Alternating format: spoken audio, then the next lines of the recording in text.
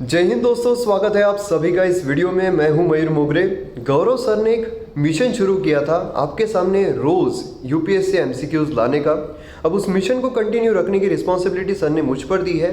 तो जितने भी बैकलॉग के एमसीक्यूज है वहां से लेकर तो यूपीएससी प्रीलिम्स तक जितने भी एमसीक्यूज बन सकते हैं वो सब मैं आपके सामने लेकर आऊँगा, जिससे कि आपको प्रीलिम्स में बहुत फ़ायदा मिल सकता है। आपको बस करना क्या है, आपको ये जो क्वेश्चन है ये सॉल्व करने हैं और ज़्यादा से ज़्यादा मार्क्स प्रीलिम्स में स्कोर करना है, क्योंकि हमारा मोटिव है आपको सक्सेस दिलाना। और उसके लिए हम आपकी जितनी भी हेल्प कर सकते हैं उतनी करेंगे। आप इन एमसीक्यूज को किसी भी वे में ले सकते हो, मतलब as a test series, as a revision, लेकिन आप ये सॉल्व ज़रूर कीजिए और दूसरों तक भी पहुंचाइए, जिससे कि सभी को फ़ायदा मिल सकता है और सभी के जो मार्क्स है वो बढ़ सकते हैं। और हम इन वीडियोज़ में काफ़ी ट्रिक्स भी डिस्कस करेंगे, जिससे कि अगर आपको क्वेश्चन का आंसर नहीं पता है तो भी आप लॉजिकली सही जवाब जो है वो कैसे पहचान सकते हो और आपके जो मार्क्स है वो बढ़ा सकते हो। तो चलिए शुरू करते हैं इस वीडियो के लिए। तो इस वीडियो में हम 3 अगस्त के जो यूपीएससी एमसीक्यूज है वो देखने वाले हैं। इस वीडियो को आपके सामने प्रेजेंट करूंगा मैं मयूर मोगरे। स्टडी आईक्यू पर पेन ड्राइव और टैबलेट कोर्सेस अवेलेबल है अलग अलग एग्जाम्स के लिए, जैसे कि डिफेंस, रेलवे, एसएससी, यूपीएससी। तो आप फर्दर इन्फॉर्मेशन के लिए वेबसाइट विजिट कर सकते हो www.studyiq.com, या फिर इन नंबर्स पर कॉल कर आप फर्दर इन्फॉर्मेशन पा सकते हो। अब यहाँ पर पहला क्वेश्चन आता है कि रिसेंटली डीआरडीओ हैज़ कंडक्टेड। अब देखिए रिसेंटली इसलिए आ रहा है क्योंकि हम 3 अगस्त 2018 के जो एमसीक्यूज हैं वो देख रहे हैं। Recently DRDO has conducted a successful test of advanced area defence AAD। Choose the correct statement regarding it. अब यहाँ पर डीआरडीओ ने जो सक्सेसफुल टेस्ट कंडक्ट किया था एडवांस एरिया डिफेंस AAD का, उसके बारे में आपको सही स्टेटमेंट जो है वो पहचानना है। अब देखिए करेक्ट स्टेटमेंट पूछा गया है, इनकरेक्ट स्टेटमेंट पूछा गया है, तो मैं आपको सजेस्ट करूंगा कि आप सर्कल या फिर स्क्वायर कर दिया कीजिए, जिससे कि आपको पता चले कि एक्चुअल में पूछा क्या गया है। क्योंकि क्या होता है, जब हम एग्जाम हॉल में होते हैं तो हम बहुत घाई गड़बड़ी में होते हैं और हमें लगता है कि टाइम जो है वो सफिशिएंट रहेगा या नहीं, इसलिए हम घाई गड़बड़ करते हैं। और उसमें क्या होता है, उसमें हम सही स्टेटमेंट जो है वो तो बराबर देख लेते हैं कि कौन कौन से हैं, लेकिन पूछा क्या गया है वो भूल जाते हैं और फिर गलत आंसर जो है वो टिक करके आ जाते हैं। इसलिए हमें बहुत ज़रूरी है कि इस तरीके की सिली मिस्टेक्स ना हो, इस तरीके की सिली मिस्टेक्स की वजह से आपके मार्क्स ना जाए। इसीलिए आप सर्कल या फिर रेक्टेंगल कर दिया कीजिए, जिससे कि आपको पता चले एक्चुअल में पूछा क्या गया है। तो यहाँ पर क्या पूछा गया है, करेक्ट स्टेटमेंट पूछा गया है। पहला स्टेटमेंट आता है कि AAD मतलब कि advanced area defence is an anti ballistic missile designed to intercept incoming ballistic missile in the endo-atmosphere at an altitude of 15 to 25 kilometre. मतलब एडवांस्ड एरिया डिफेंस ये एक एंटी बैलिस्टिक मिसाइल है जो कि डिज़ाइन की गई है to intercept incoming ballistic missile. अब देखिए जो मिसाइल है उसे किस तरीके से क्लासीफाई किया जाता है, तो सबसे पहले उसके टाइप पर क्लासीफाई किया जाता है। कौन से टाइप के होते हैं, तो क्रूज मिसाइल होते हैं, बैलिस्टिक मिसाइल होते हैं। उसी तरीके से लॉन्च मोड पर भी उसे क्लासीफाई किया जाता है, जैसे कि सरफेस टू सरफेस मिसाइल होते हैं, उसी तरीके से सरफेस टू एयर मिसाइल होते हैं, उसी तरीके से सरफेस टू सी मिसाइल होते हैं, एयर टू एयर मिसाइल होते हैं, एयर टू सरफेस मिसाइल होते हैं, सी टू सी मिसाइल होते हैं, सी टू सरफेस मिसाइल होते हैं, एंटी टैंक मिसाइल होते हैं। उसी तरीके से रेंज के बलबूते पर भी उसे क्लासीफाई किया जाता है, जैसे कि कुछ शॉर्ट रेंज मिसाइल होते हैं, मीडियम रेंज मिसाइल होते हैं, इंटरमीडिएट रेंज मिसाइल होते हैं, इंटर कॉन्टिनेंटल बैलिस्टिक मिसाइल होते हैं। उसी तरीके से जो प्रोपल्शन है उसके भी बेस पर मिसाइल को क्लासीफाई किया जाता है, जैसे कि solid propulsion, liquid propulsion, hybrid propulsion, ramjet, scramjet, cryogenic. तो इस तरीके से आपने इन सब के नाम सुने होंगे। तो इन सब के बेसिस पर मिसाइल जो है उसे क्लासीफाई किया जाता है। तो बैलिस्टिक मिसाइल मतलब आप सभी को पता होगा, ये एक मिसाइल है, ये इस तरीके से जाती है और फिर यहाँ पर जो टारगेट है उसे हिट करती है। तो ये हो गया बैलिस्टिक मिसाइल, एकदम लेमन लैंग्वेज में आपको बता रहा हूँ। तो एडवांस्ड एरिया डिफेंस ये जो है ये एक एंटी बैलिस्टिक मिसाइल है। एंटी बैलिस्टिक मिसाइल मतलब क्या होता है कि ये जो बैलिस्टिक मिसाइल है उसे इंटरसेप्ट करने वाली, मतलब यहाँ पर जो भी इनकमिंग बैलिस्टिक मिसाइल आ रहे हैं उसे इंटरसेप्ट करने वाली ये एंटी बैलिस्टिक मिसाइल होती है इन दी एंडो एटमॉस्फियर। एंडो एटमॉस्फियर मतलब क्या होता है, अब देखिए जो मिसाइल डिफेंस बैटल स्पेस है उसे डिवाइड किया जाता है एटमॉस्फेयर के बेसिस पर। अब जैसे कि एंडो एटमॉस्फेरिक होता है, अब एक्सो एटमॉस्फेरिक, इसका मतलब आपको पता ही चल गया होगा, जो कि एटमॉस्फेयर के बाहर है। और एंडो एटमॉस्फेरिक मतलब क्या होता है, जो कि एटमॉस्फेयर के अंदर में है, मतलब 100 किलोमीटर के अंदर, तो उसे हम एंडो एटमॉस्फेरिक मिसाइल कहते हैं। तो यहाँ पर ये जो एडवांस्ड एरिया डिफेंस है ये एंडो एटमॉस्फेयर में है। मतलब क्या है कि एटमॉस्फेयर के अंदर है at an altitude of 15 to 25 kilometre. और यहाँ पर नेक्स्ट दूसरा स्टेटमेंट आ रहा है कि advanced air defence is single stage solid fuelled missile. अब यहाँ पर आपको करेक्ट स्टेटमेंट पहचानना है। तो पहला जो स्टेटमेंट है बिल्कुल सही है, ये एंटी बैलिस्टिक मिसाइल है जो कि डिज़ाइन किया गया है to intercept incoming ballistic missile endo atmosphere में। और अल्टीट्यूड कितना है इसका, तो 15 to 25 किलोमीटर। उसी के साथ दूसरा स्टेटमेंट अगर हम देखते हैं तो ये सिंगल स्टेज है और सॉलिड फ्यूल्ड मिसाइल भी है। तो दूसरा स्टेटमेंट जो है ये भी बिल्कुल सही है। तो इसका जवाब क्या रहेगा, see all of the above. तो जैसा कि आप उस टाइम की न्यूज़ देख सकते हो कि DRDO ने सक्सेसफुल टेस्ट कंडक्ट किया है ballistic missile interceptor advanced area defence 11:30 पर अब्दुल कलाम आइलैंड ओडिशा से। आपको पता होगा अब्दुल कलाम आइलैंड ये एक एंडो एटमॉस्फेरिक मिसाइल है। एंडो एटमॉस्फेरिक मैंने अभी आपको समझाया है क्या होता है। और इसे अगर हम देखते हैं तो सिंगल स्टेज मिसाइल है सॉलिड प्रोपेलेंट्स के साथ। अब ये जो एंटी बैलिस्टिक मिसाइल होते हैं क्यों हम लॉन्च करते हैं, क्यों हम यहाँ पर रखते हैं, ताकि जो भी बैलिस्टिक मिसाइल हम पर फायर की जाए तो उसे हम डिस्ट्रॉय कर सके, ताकि हमारे जो इंपॉर्टेंट सिटीज है, वाइटल इंस्टॉलमेंट्स है, उसे हम प्रोटेक्ट करके रख सके एनिमी अटैक से। तो अगर फिगर्स हम देखते हैं तो कितना है, 7.5 मीटर टॉल है और वेट कितना है इसका 1.2 टन्स। डायमीटर कितना है, तो 0.5 मीटर इसका डायमीटर है। तो अब बढ़ते हैं नेक्स्ट क्वेश्चन की तरफ। Where is Gahirmatha marine sanctuary situated. अब देखिए यहाँ पर मरीन सेंचुरी की बात हो रही है। मरीन सेंचुरी आपने सुना होगा। मरीन सेंचुरी मतलब क्या होता है, जो भी मरीन एनिमल्स है, मरीन मैमल्स हैं, मरीन बर्ड्स हैं, उन्हें प्रोटेक्ट करने के लिए। तो यहाँ पर गहीरमाता मरीन सेंचुरी जो है कहाँ पर सिचुएटेड है ये पूछा गया है। उड़ीसा, पौंडीचेरी, तमिलनाडु, गुजरात। तो कहाँ पर सिचुएटेड है, तो गहीरमाता मरीन सेंचुरी सिचुएटेड है उड़ीसा में। तो यहाँ पर आप देख सकते हो ये है मैप। तो यहाँ पर आपको गहीरमाता मरीन सेंचुरी नजर आएगा। अब अब्दुल कलाम आइलैंड जो है ये काफ़ी पास है गहीरमाता मरीन सेंचुरी के। और गहीरमाता मरीन सेंचुरी एक मरीन वाइल्ड लाइफ सेंचुरी है जो कि उड़ीसा में लोकेटेड है और काफ़ी पॉपुलर टूरिस्ट अट्रैक्शन है उड़ीसा का। और इसके नॉर्थ में अगर हम रिवर देखते हैं तो वो है धामरा रिवर, और अगर हम साउथ में देखते हैं तो ब्रह्मानी रिवर है। और ये किस चीज़ के लिए फेमस है, तो आपने ओलिव रेडली टर्टल जो है उनके बारे में सुना होगा, तो वहाँ पर ही नेस्टिंग होती है। और अगर हम बाकी के जो भारत में मरीन नेशनल पार्क्स है उनके बारे में देखते हैं तो एक आता है gulf of Kutch marine national park. अब ये कहाँ पे सिचुएटेड होगा, तो ऑब्वियस है कि गुजरात में सिचुएटेड होगा।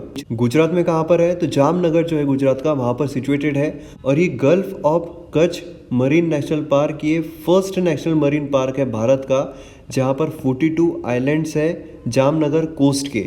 दूसरा आता है Mahatma Gandhi marine national park. ये कहाँ पर सिचुएटेड है, तो ये सिचुएटेड है अंडमान आइलैंड पर। जो पोर्ट ब्लेयर है, आपने पोर्ट ब्लेयर नाम सुना होगा, उससे लगभग 29 से 30 किलोमीटर के आसपास सिचुएटेड है। और बहुत सारे जो कोरल रीफ है वो यहाँ पर हमें देखने को मिलते हैं। और टर्टल्स के लिए ये भी एक बहुत अच्छा, बहुत इंपॉर्टेंट ब्रीडिंग ग्राउंड है। और एक मरीन नेशनल पार्क है वो है gulf of Mannar national park. इसमें हमें 21 के आसपास स्मॉल आइलैंड जो है वो देखने को मिलते हैं और कोरल रीफ भी यहाँ पर काफ़ी ज़्यादा हमें देखने को मिलता है। ये गल्फ ऑफ मन्नार जो है मतलब तमिलनाडु के पास वहाँ पर सिचुएटेड है। यहाँ पर हमें प्लांट्स और एनिमल्स की हाई डाइवर्सिटी भी देखने को मिलती है। आपने एक मरीन मैमल दुगोंग उसके बारे में सुना होगा जिसका IUCN स्टेटस वल्नरेबल है, वो भी वहाँ पर पाया जाता है। कहाँ पर, तो gulf of Mannar marine national park में। और एक आता है Malvan marine wild life sanctuary. तो ये जो Malvan marine wild life sanctuary है ये सिंधुदुर्ग डिस्ट्रिक्ट मतलब महाराष्ट्र जो है वहाँ पर पाया जाता है। तो इस तरीके से हमें marine wild life sanctuary, marine national park उसके बारे में भी जानकारी रहनी चाहिए और ये भी हमारे एग्जाम में पूछे जा सकते हैं। अब बढ़ते हैं नेक्स्ट क्वेश्चन की तरफ। In the context of breast feeding scenario. अब यहाँ पर देखिए ब्रेस्ट फीडिंग सिनारियो जो है उसके बारे में पूछा गया है। ओवर द वर्ल्ड और countries with early initiation of breast feeding report has been published. अब देखिए जो रिपोर्ट पब्लिश की गई है इससे रिलेटेड, तो आपको यहाँ पर स्टेटमेंट जो है वो देखने हैं और करेक्ट ऑप्शन जो है वो आपको यहाँ पर पहचानना है।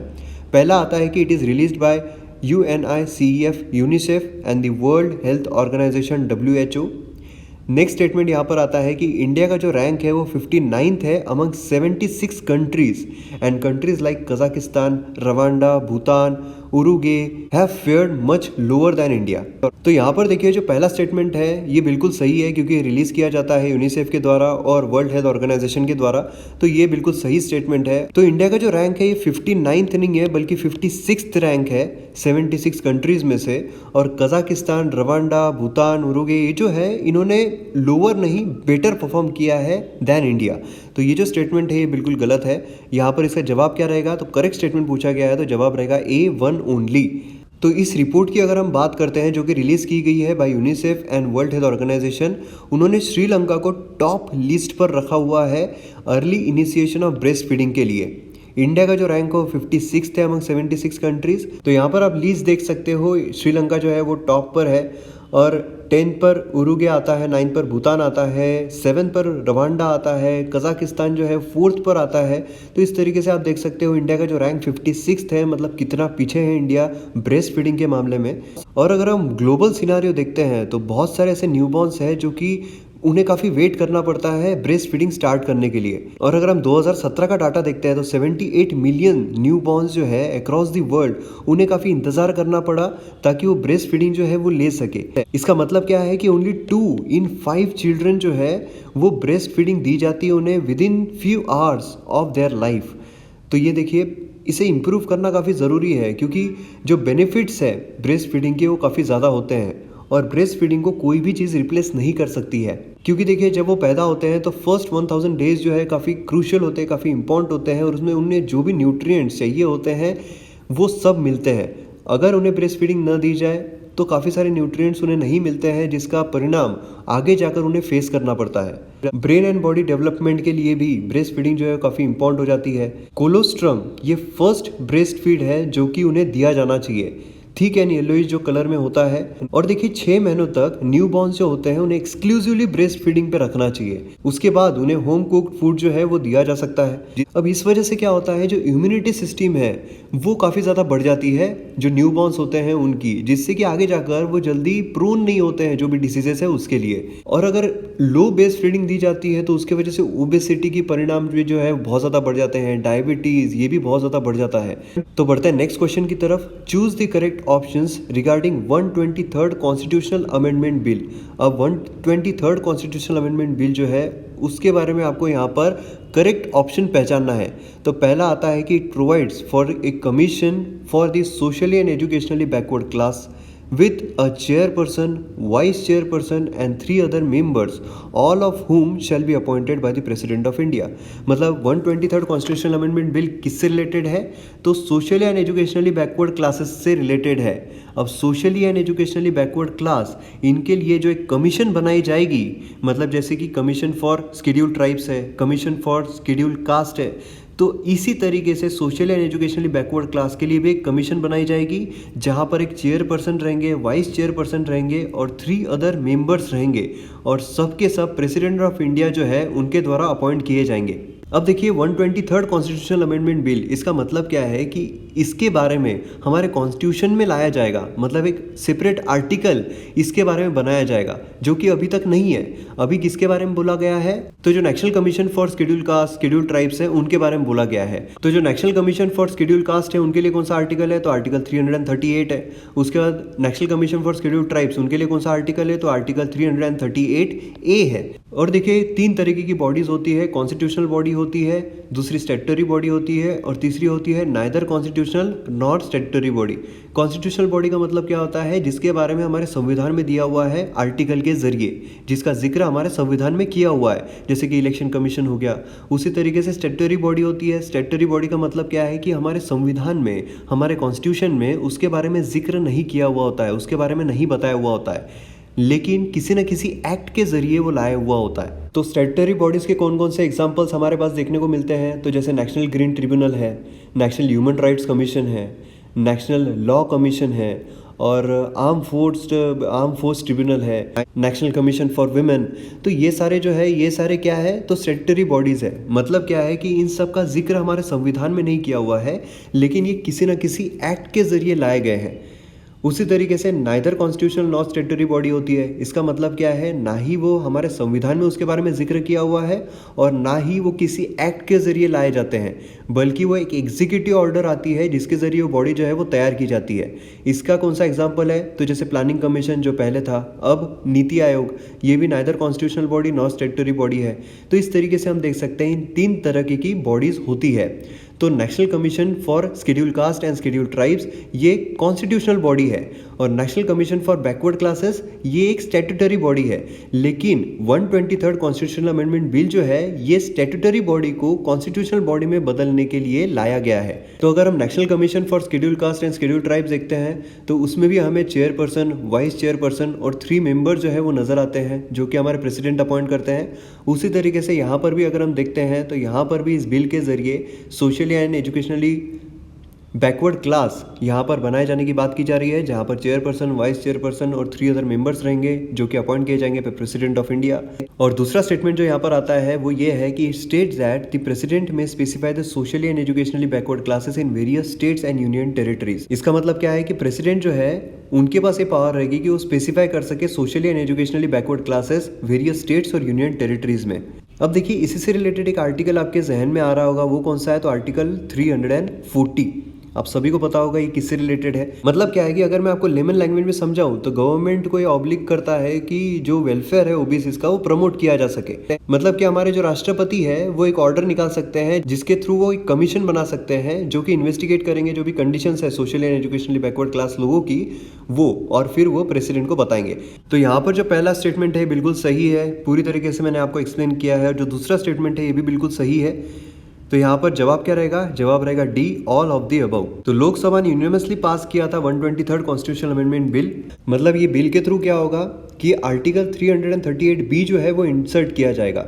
अब जैसे कि आप जानते हो कि जब भी कॉन्स्टिट्यूशनल अमेंडमेंट होता है तब वहाँ पर A, B, C इस तरीके से इंसर्ट किया जाता है। तो हमारे संविधान में article 338 national commission for SC है, article 338A national commission for ST है। तो socially and educationally backward class के लिए क्या रहेगा, तो आर्टिकल 338B रहेगा। और जब भी हमारे संविधान में कोई अमेंडमेंट लाया जाता है तो स्पेशल मेजोरिटी से पास किया जाता है। चलते हैं नेक्स्ट क्वेश्चन की तरफ। Vice president is not eligible for re election to that office.